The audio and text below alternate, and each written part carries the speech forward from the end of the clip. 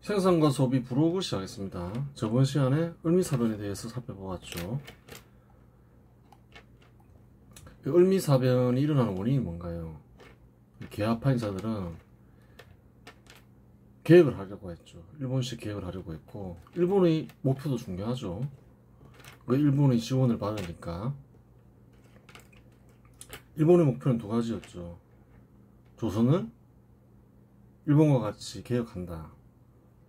두 번째는 친일 국가로 만든다였죠. 근데 거기에 저항을 하죠. 고종과 민비가.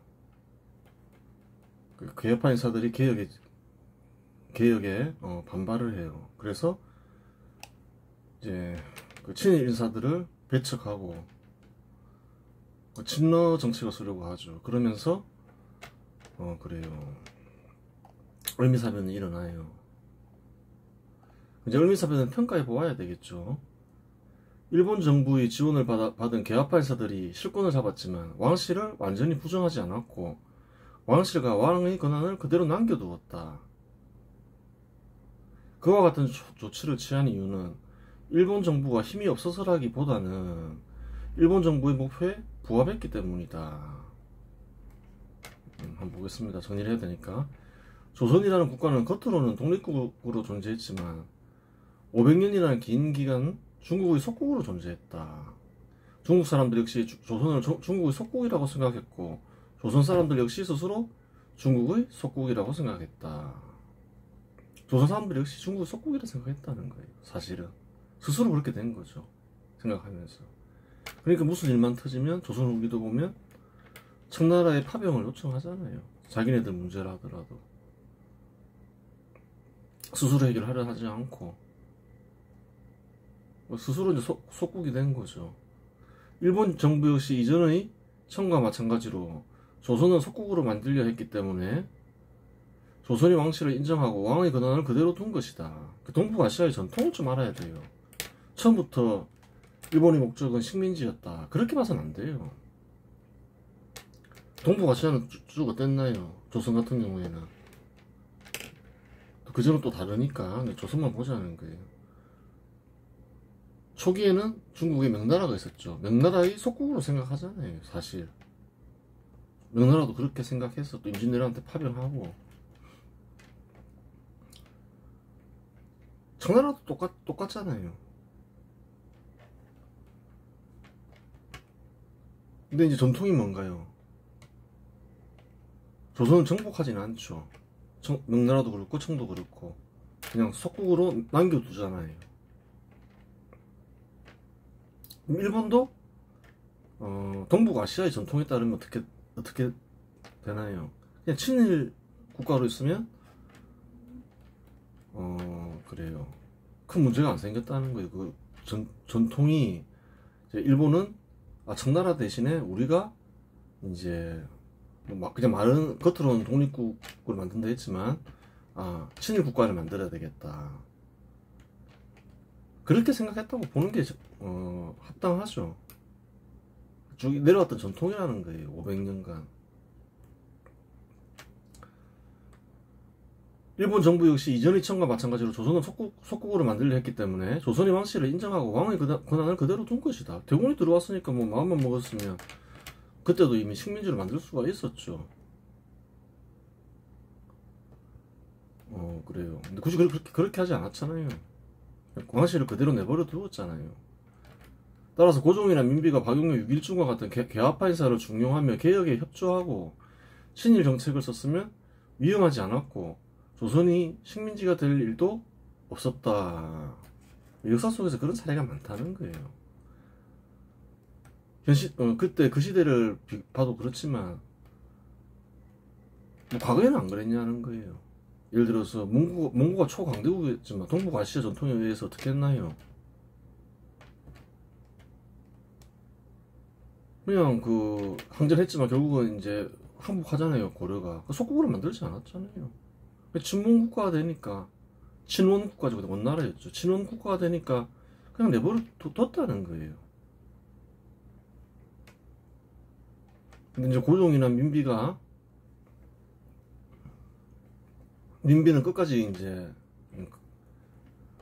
그 반일이죠. 물론 결과론적인 해석이긴 하지만 어떤 이들은 설사 고종과 민비가 개혁에 협조하고 친일 정책을 썼다고 하더라도 조선은 일본의 식민지가 되었을 것이라고 주장할 수도 있다. 하지만 일본이 대군이 주둔하고 있는 상황에서 반일 정책을 쓰는 일은 자살하는 행위나 마찬가지이며 개혁은 조선과 조선 사람들에게 이로운 일이었다. 아니 대군이 머무르고 있는데 굳이 반일하겠다는 것이 이상하죠. 자살의 행위인 거죠. 실제로 죽었죠, 민비가.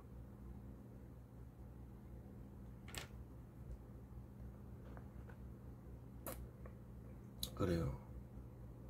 하지만 일본은 이 대군이 주둔하고 있는 상황에서 반일 그러면 했고, 또한 당시에는 식민지가 되건 안 되건 개혁에 집중하며 철저한 친일 국가가 되는 것 외에는 다른 선택의 여지가 없었다. 아니 대군까지 이제 이미 들어와서 얼마든지 뭐 마음만 먹으면 식민지를 만들 수 있는데 어떻게 하겠어요? 일본이 바라는 대로 또 개화파 인사가 바라는 대로 개혁에 집중하면서 일단은 친일 국가가 돼야 되는 거죠. 대군이 들어와 있는데 반일 국가 하겠다. 그거는 이제 스스로 자살하는 거죠. 실제로 을미사변도 일어났고, 일본은 개혁과 친미 정책으로 독립을 유지할 수 있었고, 그렇죠. 일본은 딱 미국을 보면서 미국이 뭐 개방해라 이랬을 때 개방 개혁하죠. 또 친미 국가가 되죠. 처음에는. 태국 역시 개혁과 친영 정책으로 독립국을 유지할 수 있었다. 그때 아시아에서 그래요. 살아남은 국가들, 안 망한 국가들을 보면 태국과 일본이 있죠. 그 지도자들이 어떤 정책을 썼냐를 봐야 되는 거예요. 어떻게 독립국을 유지할 수 있었나. 둘 다 정책이 똑같았다는 거예요. 신분제도 폐지와 같은 개혁을 했고, 태국도 했고 일본도 했죠. 그리고 일본은 친미 정책, 태국은 친영 정책을 했다는 거예요. 그러면서 독립국으로 남았고 일본은 크게 번영했다는 거예요.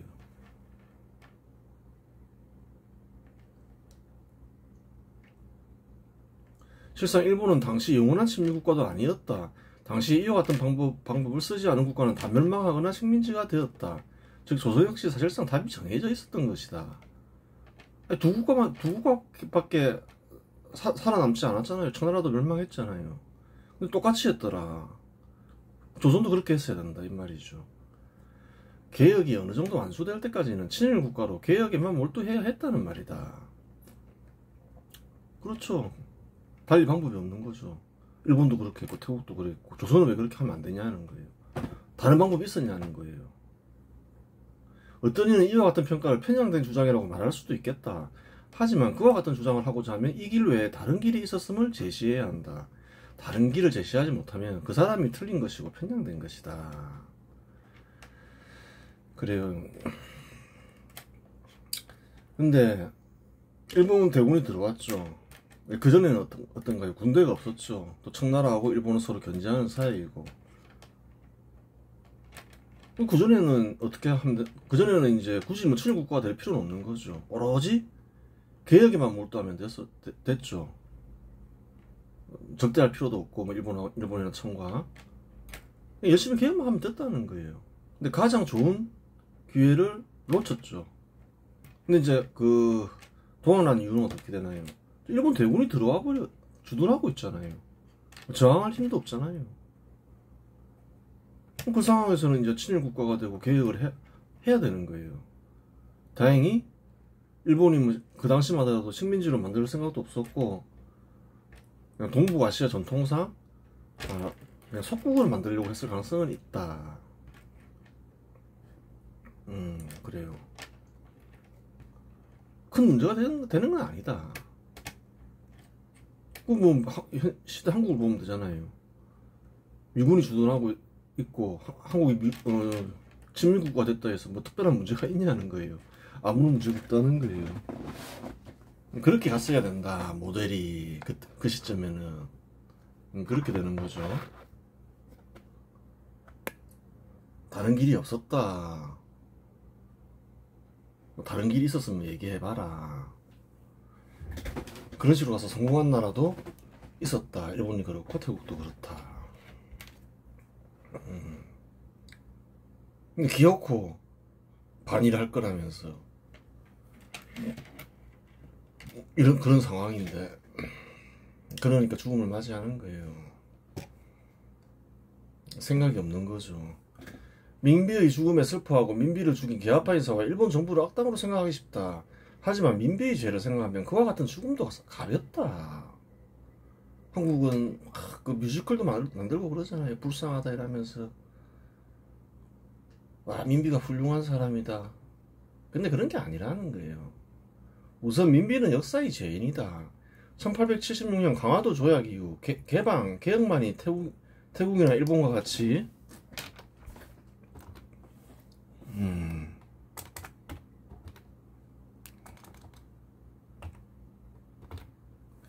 조선의 멸망을 막을 수 있었다. 그 길밖에 없었죠, 사실은. 그래요. 그때는 또 개혁만 하면 됐죠. 뭐 친일을 이렇게 할 필요는 없고 그냥 개혁만 하면 됐던 거예요. 좋은 기회였죠. 그리고 1894년 청일전쟁 이후 친일 개혁만이 조선의 멸망을 막을 수 있었다. 이제 이때는 친일 개방 개혁이 아니라 친일 개혁이 되는 거죠. 일본 대군이 주둔하고 있고, 그 전까지만 해도 일본을 견제할 수 있는 청이 있었지만 청도 사라지고 오로지 이제 일본 대군만 한반도에 주둔하고 있잖아요. 그리고 일본의 목표는 뚜렷하고 조선은 무조건 친일 국가가 돼야 돼 이렇게 생각하고 있었고, 하지만 둘 모두에서 이와 같은 흐름에 맞서는 중심 인물 역할을 하면서 조선을 멸망으로 이끈다. 둘 모두 개방 개혁해야 할 때는 반개방 반개혁하고, 친일 개혁해야 될 때는 반일 반개혁에 이제 편에 서 있었던 거죠. 하지만 둘 모두에서 이와 같은 흐름에 맞서는 중심 인물 역할을 하면서 조선은 멸망을 이끈다.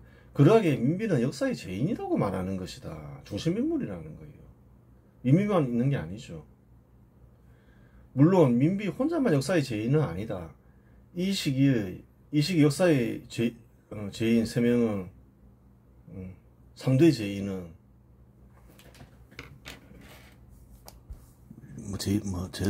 또 죄 지은 사람들이 있겠지만 3명만 꼽아봐라 이러면 누굴까요?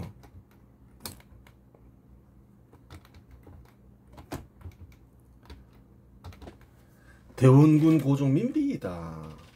이 3명이 실권을 지니고 있을 때 반개방 반개혁 정책을 실시함으로 인해 조선이 멸망했기 때문이다. 그래요. 일본과 비교해보라는 거예요. 일본군은 미군이 나타나서 개방하자 이러니까 대포 쏘면서 알았다 딱 보고 그 지도자들이 저거 심각하다, 우리 개방 개혁해야 되겠구나, 스스로 개방 개혁하잖아요. 대원군은 어떤가요? 맞서 싸우죠. 힘을 알았으면 그래도 우리도 개방 개혁해야 되겠다 이랬으면 일본과 같이 되는 거예요. 간섭이나 전통도 비슷하고 농업 중심 사회고 똑같았다는 거예요. 그 뒤로 이제 고종 민비를 보라는 거예요. 수십 년의 기회를 놓치잖아요. 그러면서 개방 개혁을 하고 개혁도 제대로 했으면 신분제도 폐지하겠다 하고 일본처럼. 그럼 동학난이 왜 일어나냐는 거예요. 신분제도까지 폐지하고 이러면. 일본은 했잖아요. 안 하잖아요. 그 신분제도로 인한 고통 때문에 동학난이 일어나잖아요. 그럼 관리들이 수탈, 양반의 수탈, 그 신분제도에 바탕한 거라는 거예요. 사실은 둘 다 신분이 동등한데 어떻게 함부로 수탈해요? 수탈이 안 되는 거지. 역사의 죄인이라고 하는 거예요. 결국은 나라를 멸망하게 만든 이 3대 죄인이 대원군 고종 민비이다. 그 죄를 생각하면 그래요. 죽음도 가볍다 이렇게 되는 거예요. 죽음도 가볍다 이렇게 얘기하잖아요. 이 글쓴이는. 민비는 수많은 사람들을 살해하는데 앞장선 이이기도 하다. 살해까지 했어요. 앞장섰다. 직접 죽이지 않았다 하더라도. 그렇죠. 1882년 일본군란 때 군란을 일으킨 이들을 진압하기 위해 청군이 파병을 요청하는데 중심에 선 인물이기도 하다. 청군이 진압 과정에서 수백 명의 사람들이 학살되었다. 정확하게 표기는 안 되지만 학살되었다는 기록은 있죠. 많은 사람들이 이제 처형됐겠죠. 그 당시 그는 큰 반란이었으니까. 반란은 그 당시에는 용납이 안 되는 거죠. 또한 동학난이 일어났을 때 청군으로 수만 명의 동학농민군을 학살하려 했던 인물이다. 사실이죠. 청군 불러서 뭐예요? 몰살하려고 한 거죠. 즉 민비는 정치적 법적 죄인이기도 하다. 사실이라는 거예요. 단순히 역사적 죄인만은 아니라는 거예요. 물론 민비만 정치적 법적 죄인인 것은 아니다. 고종과 대원군 역시 민비와 마찬가지로 정치적 법적 죄인이다. 대원군은 동학농민군이 몰살될 것을 알면서도 일본군을 공격하라고 명령했으니 정치적 법적으로 볼 때 고종이나 민비보다 더 큰 정치적 법적 죄인이다. 그렇게 되는 거죠. 대원군은 알았다는 거예요. 동학농민군 보고 공격하라면서 일본군 공격하면 몰살당할 것이다. 대원군이 진짜 몰랐다 생각하냐는 거예요. 알면서 시켰다는 거예요. 당연하죠. 바보가 아닌 이상 다 알겠죠. 청군을 대파할 정도로 강군인데 그때 이미 결과가 나왔던 건데 민비를 변호하는 이들 역시 있을 수 있다. 군란이 일어났을 때 민비는 앉아서 죽음을 기다려야 하오 라고 항변할 수도 있고, 갑신정병 때 계합파 인사들은 민비 가족과 지인들을 살육했어. 계합파 인사들에 대한 복수를 어찌 민비의 잘못이라고 말할 수 있어 라고 항변할 수도 있다. 그렇죠. 이런 항변이 나올 수 있죠. 마찬가지로 동학난이 일어났을 때 민비는 앉아서 죽음을 기다려야 하오 라고 항변할 수도 있고, 그래요. 을미사변 때 정치적 견해가 다르다고 죽인 계합파 인사가 악당이지. 을미사변 때 정치적 견해가 다르다고. 그래요. 민비를 죽인 계합파 인사가 악당이지. 그렇죠. 그렇게 생각할 수 있죠. 왜 민비가 악당이요? 라고 항변할 수도 있다.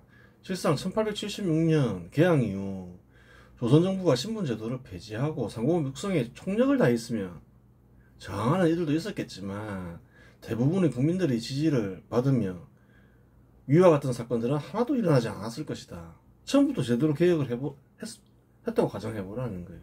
신분제도 폐지하고 상공업 육성하고 동학난이 왜 일어났겠냐는 거예요. 임원군란이 왜 일어나냐는 거예요. 실제로 조선의 대부분의 백성들은 왕에 대한 충성심이 강하기 때문에 개방개혁은 매우 순조롭게 진행되었을 것이며 되면서 조선은 번영했을 것이며 현 시대에 남북이 분단하는 일도 없었을 것이다. 일본처럼 번영했다. 남북으로 분단이 왜 돼요? 안 됐지. 고종, 민비, 대원 문제가 굉장히 큰 거예요. 사실은 죽으면 마땅한 이들이었다는 거예요.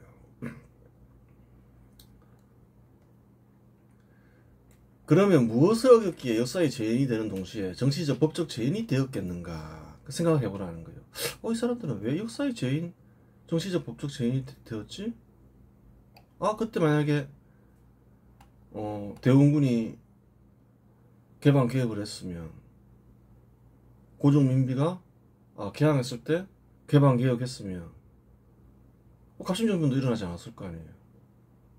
임원군란도 안 일어나고 동학난도 안 일어나고. 그럼 무엇을 어겼냐는 거예요. 즉 한 가지 섭리를 어김으로써 한 사람이 역사적 죄인이 되면서 정치적 법적 죄인이 된 것이다. 더 얘기하면 섭리법이겠죠. 섭리를 바탕에서 생기는 법을 섭리법이라 말할 수 있겠죠. 섭리법이 뭐지? 예전에 쓴 글에 나와 있죠.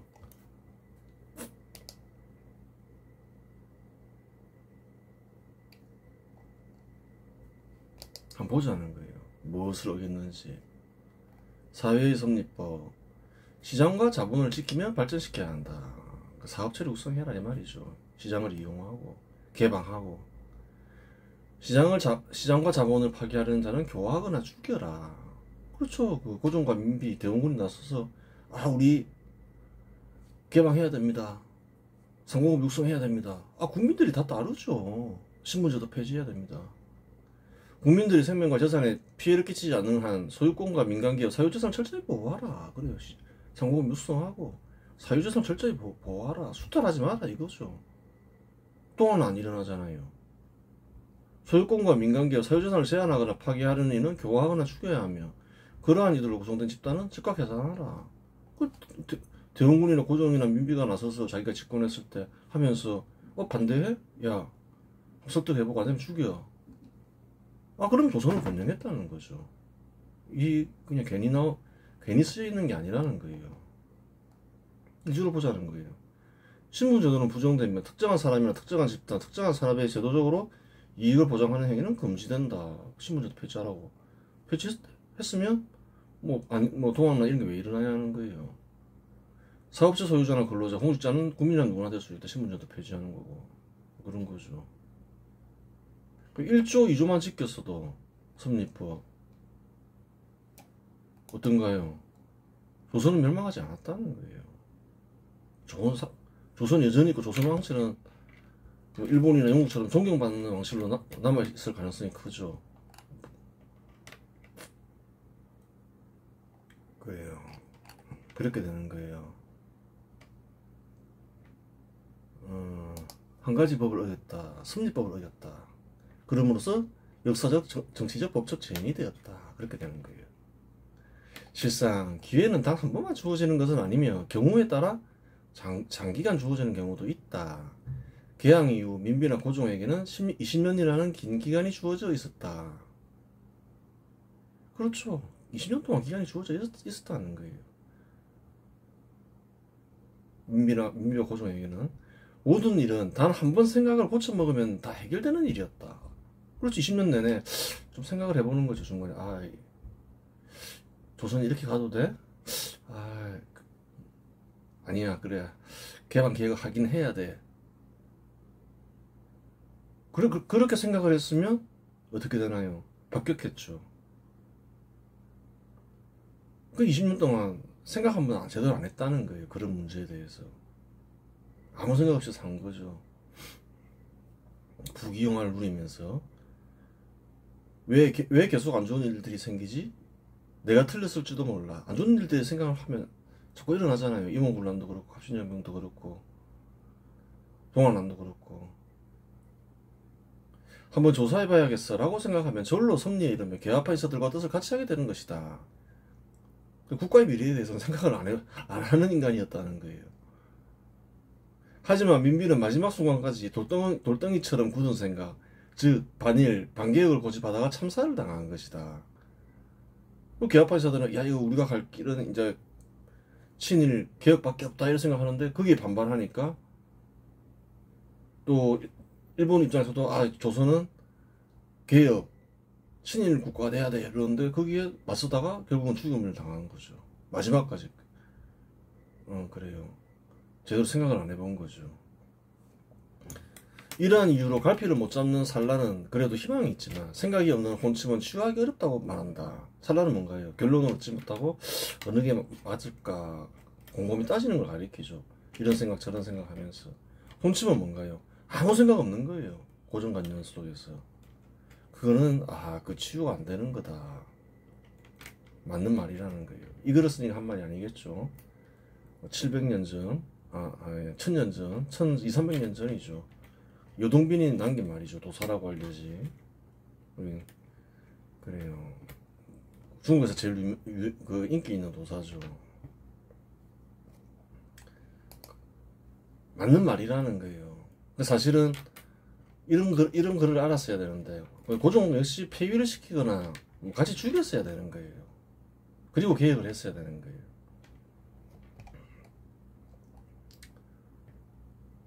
처음부터 그랬으면 좋았겠죠. 아니면 아예 처음부터 고난을 그래요. 일본 정부가 권력을 잡았을 때 처음부터 고종의 권한을 그냥 박탈해 버리거나 형식적인 왕으로 남겨놓던가 그랬어야 된다는 거예요.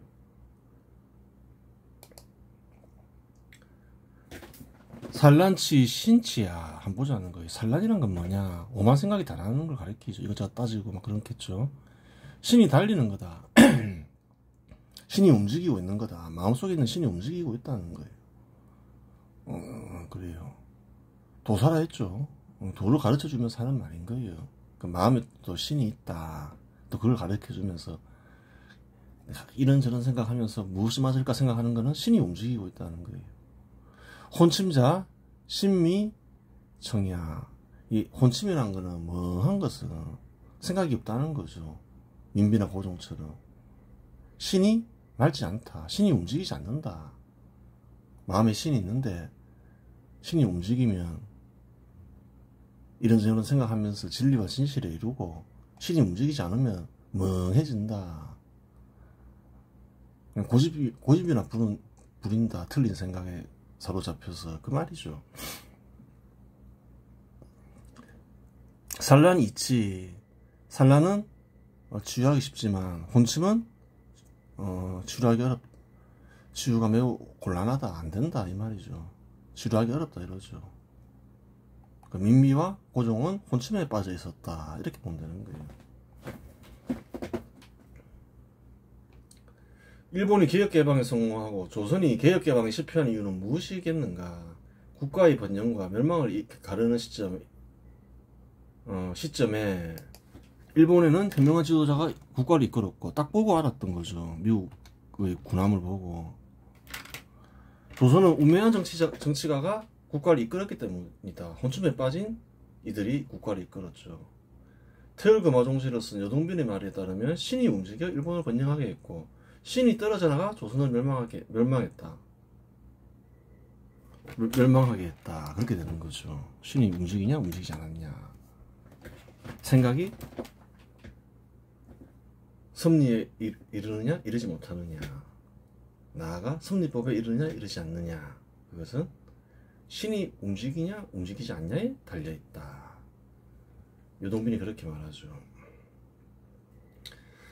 그 적용하면 그렇게 되는 거죠. 이 문장을 쉽게 말하면 한쪽은 신으로부터 구원받았고 다른 한쪽은 신으로부터 버림받았다 라고 말할 수 있다. 이를 이해할 수 있겠나? 어려운 말이죠. 한번 이해해보라는 거예요. 신이 움직였다. 그래서 조선은 버림받았다. 반면에 일본은 구원받았다. 그러면 이제 이후에 진행된 개혁을 살펴보자.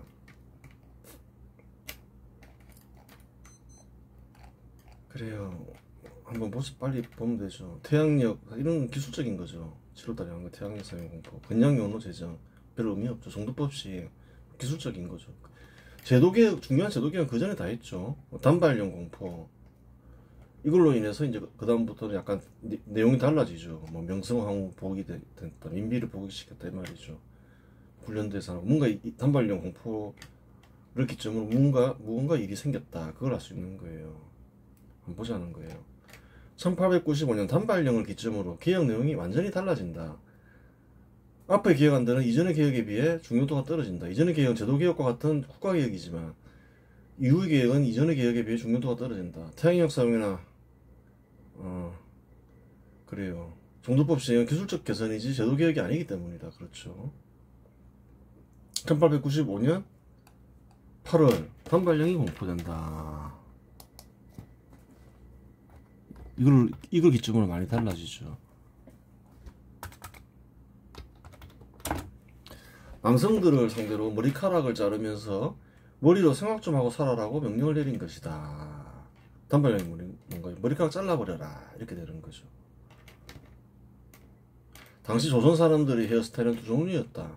혼인한 남성은 머리를 위로 틀어 올려 상투를 만들었다. 그 머리를 잘 안 자른다는 거예요. 치렁치렁 길어서 뭐 상투를 만들거나 뭐 그랬다는 거죠. 결혼하지 않은 남성은 머리를 길게 따내려 말총으로 묶었다. 머리를 안 자르는 거죠. 또 치렁치렁 기르는 거죠. 이 스타일은 떡거머리라고도 불렀다. 괴합반사들은 이와 같은 헤어스타일은 시대에 뒤떨어지는 촌스럽고 부끄러운 스타일로 생각하고 국제적 기준에 맞는 새로운 헤어스타일을 권장했던 것이다. 머리 깍 잘라버려 이렇게 된 거죠. 보기 싫어. 이러한 일은 일본에서도 있었는데 일본인들 대부분은 그러한 지시에 저항하지 않고 따랐다. 하지만 유생들은 신체 발부, 수지부모나 목은 잘라도 머리는 못 자른다라고 했으며 사람들을 모집해 내전을 일으킨다. 실제로 그랬다는 거예요. 그러니까 안타까운 거예요. 곧 뭐 반역자라 하고 뭐 큰 죄인이라 했지만 그 왕이나 이런 이제 최고 지도자가 나서서 개혁하는 것과 나서지 않는 건 다르죠. 일본은 나서니까 어떤가요? 따른다는 거예요. 저항이 시끄러워도 뭐 그렇게 시끄럽지 않다는 거예요.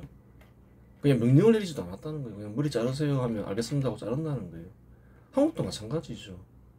고종이나 민비가 우리 개혁해야 됩니다. 아이고 보기 싫으니까 좀 머리 좀 잘라요. 귀신처럼 기르고 다니고 보기 안 좋아요. 이러면 잘랐겠죠. 근데 왕이 저항하고 막 저 인간들 나쁜 놈들이다 이런 식으로 행동하고 이러니까 안 되는 거예요. 그냥 처음부터 제거하고 했어야 된다는 거예요. 신분제도 폐지와 민비 사건 때도 가만히 있던 유생들은 단발령에 반발하여 사람들을 모집한 것이다. 왜 이때는 강하게 반발했을까요? 예전에 얘기했죠. 원래 신분제도 폐지를 하면 반발을 해야 되는데 폐지가 안 됐다 이 말이죠. 법적으로는 폐지가 됐는데 인도를 사례로 얘기를 했죠. 직접적인 어떤 피해가 없었다는 거예요. 농업 중심의 사회, 농업 중심의 가난한 사회에서는 사실은 법적으로 폐지해도 폐지가 안 된다는 거예요. 사람들이 이해도 못 한다는 거예요.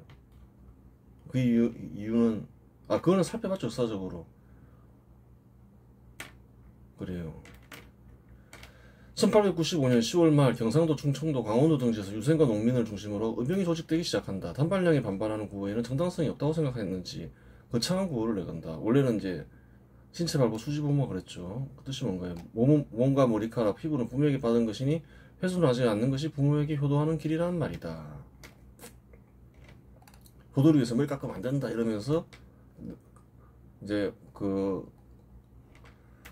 구호를 내걸면서 하는데 그때 이제 내건 구호는 거창하죠. 신체 발부 수지 부분은 아니죠. 좀 명분으로 그렇죠. 전쟁하는 명분으로는 상토국적 하구 려원 그 당시 국가는 왕이죠. 왕의 적을 토벌하고 백성들을 구제한다는 명분을 내세우며 일본군과 개화파를 공격한다. 특히 경상도 지역에서는 유생 김창숙과 이강년 등이 중심이 되어 수백 명의 여병을 이끌고 강군과 일본군에 맞선다. 그런 일이 있었다는 거예요. 1895년 11월 충청도 지역에서는 유생 조병각과 농민 출신 반란군 주모자들이 합세하여 공주, 청주 일대에서 활동을 전개한다. 이들은 일본군의 보급로를 차단하고 관리들을 습격한다.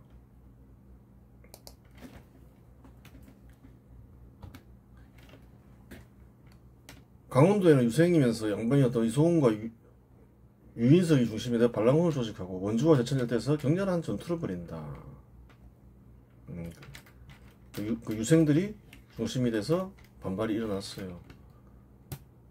원래 3차 인류혁명이 진행되는 과정에서 신분 높은 이들이 반발은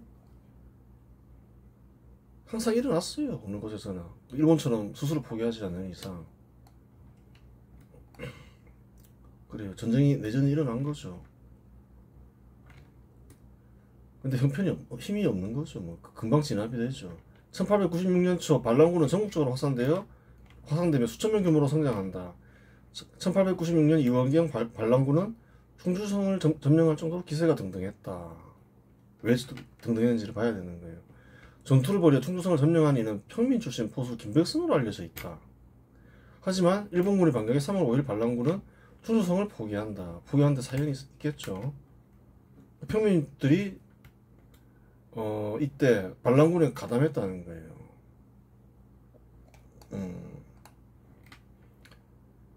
충주성 점령 시점에 반란군 사이에 내분이 있었다. 어떤 일이 있었냐? 내분이 있었다. 일본군의 반격이 거세지자 김백선은 중군장 안승우에게 원군을 요청했지만 거절당했다. 충주성 점령은 큰 일인 거죠. 큰 전적인데 지켜야 되겠다 생각하는데 이제 원군을 요청했는데 거절당했다는 거예요. 분노한 김백선은 살아 돌아온 직후 안승우에게 칼을 들고 항의했고 김백선의 항의에 당시 총지휘관이었던 유인석은 김백선을 처형했다. 그 김백선이가 그 충주성을 점령할 정도로 뛰어난 인물인데 또 보수들은 그래요. 이 시기에는 중요한 전투 병력이잖아요. 근데 김백선을 처형했다는 거예요. 그들이 우두머리와 같은 김백선을 처형했다는 거예요. 죄명은 군기문란. 그러나 그 속에는 더 깊은 갈등이 숨어 있었다. 뭐라고 하며 죽었냐. 그대는 본시 한낱 포수에 불과한 상민이거늘 어찌 분수를 모르는가. 네가 감히 양반한테 이런저런 얘기를 해? 신분이 낮은 것이 이 말이죠. 유인석의 일가는 단순한 군율 위반을 넘어 평민의 항명에 대한 양반의 분노를 드러냈다. 김백선의 처형은 반란군 전력을 크게 떨어뜨렸다. 이제 저항을 제대로 하지도 못하죠. 김백선의 죽음 이후 보수부대는 속속 이탈했고 평민들이 많이 가담했는데 이 뭐야 이러면서 떠나는 거죠. 유인석의 반란군은 급격히 약화되었다. 대천의 패전은 시작에 불과했다. 충청도에서 강원도로 다시 황해도와 평안도까지 유인석의 부대는 패퇴를 거듭했고 결국 그는 김백선을 처형한 뒤 한 달도 넘기지 못하고 압록강을 넘어 요동으로 도망갔다. 그렇죠. 위 사건에서 양반들이 반발은 당연하다. 어느 곳에나 신분제도를 폐지하면 신분이 높은 이들은 그에 맞서 내전을 일으키는 경우가 허다하다. 하지만 김백선과 같은 평민이 신분제도를 폐지하려는 세력에 가담하지 않고 오히려 신분제도를 고수하려는 세력에 가담하는 일은 정상적이지 않다. 그래 예전에 얘기했잖아요. 동학농민군은 신분제도 폐지를 요구하지 않았다고. 그 다 거짓말이라고. 소설 동학서의 쓰이지는 다 거짓말이라고. 소설 동학사에 바탕한 가짜 패전개혁안을 보고 거짓을 가르치고 있다고. 그 당시에 평민들 역시 신분제도를 인정하고 있었다는 거예요. 신분제도 폐지를 원하면 그래요. 개화파가 신분제도 폐지하는데 열광을 하죠. 근데 그렇지 않았잖아요. 오히려 반대한다는 거예요. 김백선이도 마찬가지인 거예요. 신분제도 폐지하는 거를 이상하게 보고 나쁜 일로 본다는 거예요. 그러니까 신분제도를 고수하는 세력에 가담한다는 거예요. 이러한 현상은 동학농민군에서도 발견되었는데 실상 조선 후기 신분이 낮은 사람들 지적 수준은 600년 전 고려시대 신분이 낮은 이들보다 훨씬 낮았다. 원래부터 이 땅에 살던 신분 낮은 이들은 이렇게 신분제도를 고수하고 사리분별을 못하는 사람들이었냐? 그렇지는 않다는 거예요. 1198년 고려시대의 노비만적은 장상이 어찌 종자가 되었겠는가? 때가 오면 누구나 할 수 있는 것이다 라며 신분 철폐와 권력 장악을 외치며 폭동을 일으키기 위해 조직을 구성하다 발각되어 처형되었다. 고려시대 노비는 안 그랬다는 거예요. 신분이 매우 낮은 이들이죠. 신분제도 철폐하겠다 이러면서 신분제도 폐지가 우리를 위한 것이다 이런 걸 다 알았다는 거예요. 조직까지 구성하다가 많은 이들이 발각돼서 처형됐죠. 근데 조선 후기는 다르잖아요. 신분이 높든 낮든 조선 후기 대부분의 인물들의 인식은 한결같이 고정관념에 사로잡혀 있었고 무엇이 유리한지 불리한지 옳은지 그른지 생각하지 않는다는 사실을 알 수 있다. 위나 아래나 다 똑같다는 거예요. 김백선만 그랬겠냐는 거예요. 동학농민군이 신분제도를 폐지하려 했다? 다 거짓말이라는 거예요. 위나 아래나 다 썩었다. 멸망할 만하니까 멸망했다. 그 말인 거예요. 실제로 이거 신분제도 잘못됐다 폐지해야 된다. 이러다 조선이 멸망해. 신분제도 폐지하고 상공을 빨리 육성해야 돼. 그런 사람은 아주 극소수였다는 거예요. 몇십 명? 처음에는 1870년대에는 이 시기에도 한 몇 명이나 됐겠냐는 거예요. 한 1000명 정도 됐을까? 아주 극소수인 거예요. 신분제도 폐지한다 해도 반대해. 돈 만들어서 세금 징수를 이제 수탈 안 하겠다 해도 적으로 생각해. 그런 상황이었다는 거예요. 이번 시간에서 마치겠습니다.